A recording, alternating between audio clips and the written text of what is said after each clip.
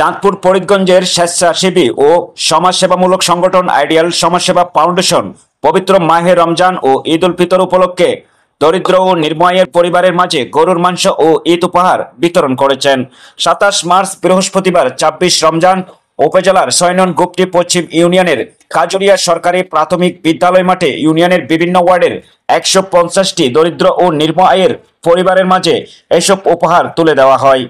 Ideal সমাজসেবা ফাউন্ডেশনের প্রতিষ্ঠাতা ও পরিচালক পারভেজ মোশাররফ বলেন, রমজানে অনেক পরিবার ভালো খাবার খেতে পারে না, তাই আমরা চেয়েছি অন্তত একদিনের চেহারিতে সবাই মিলে পেট ভরে খেতে পারে, সেজন্য গরুর মাংস দিয়েছি। আর ঈদের দিন যাতে গড়ে সেমাই নুডলস রান্না করে ছোট বড় সবাই একসঙ্গে ঈদের আনন্দ করতে পারে, সেজন্য এসব উপহার দেওয়া হয়েছে। আমাদের লক্ষ্য মানুষের পাশে থাকা, তাদের দুঃখ কষ্ট ভাগ করে নেওয়া।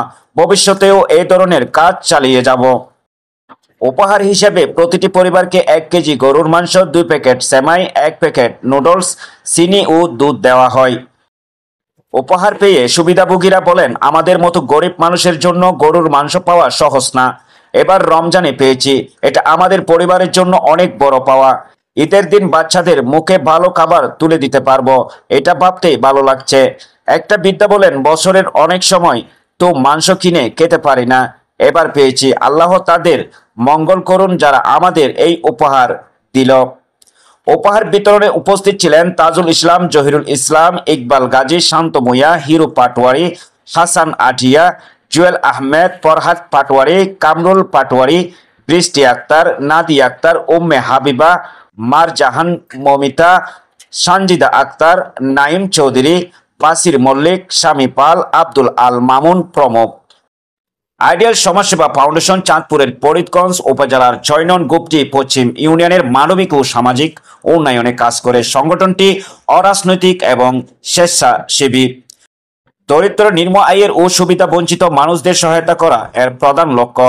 শীতবস্ত্র বিতরণ, শিক্ষা সহায়তা, রক্তদান কর্মসূচি, অসহায়দের চিকিৎসা সহায়তা ও বিভিন্ন দুর্যোগকালীন ত্রাণ কার্যক্রম পরিচালনা করে আসছে সংগঠনটি। স্থানীয় যুবকদের উদ্যোগে পরিচালিত এই সংগঠনে সমাজের কল্যাণে সবসময় কাজ করে যাওয়ার প্রত্যয় ব্যক্ত করেছে। এরকম বিভিন্ন সময়ে যখন সমস্যা দেখা দেয়, যেমন করোনার সময় দেখা হয়েছে আপনাদের সাথে, বন্যা পরবর্তী সময় দেখা হয়েছে, রমজান উপলক্ষে দেখা হয়, বিভিন্ন সময় দেখা হচ্ছে না। কিন্তু এবার হয়তো আমরা আগামী বছর দেবো কিনা জানি না, আমরা হয়তো আগামী বছর আরেকটা প্রসেসিং এ যাচ্ছি।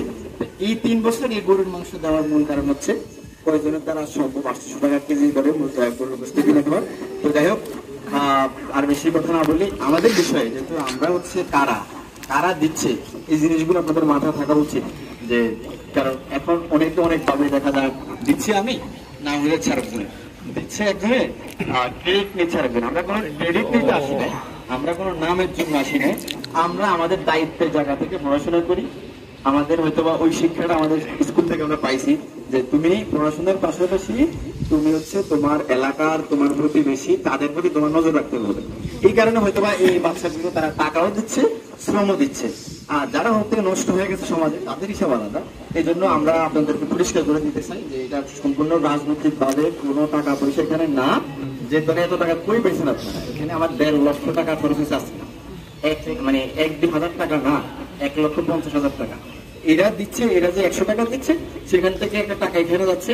তাছাড়া আমরা কোন রাজনৈতিক নেতা, কোন চেয়ারম্যান, কোন মেম্বার, কারোর থেকে আমরা আজকের এই প্রোগ্রামে ১ টাকাও নেই। বাংলা নিউজ ২১ চেতনায় সত্য প্রকাশে অঙ্গীকারবদ্ধ।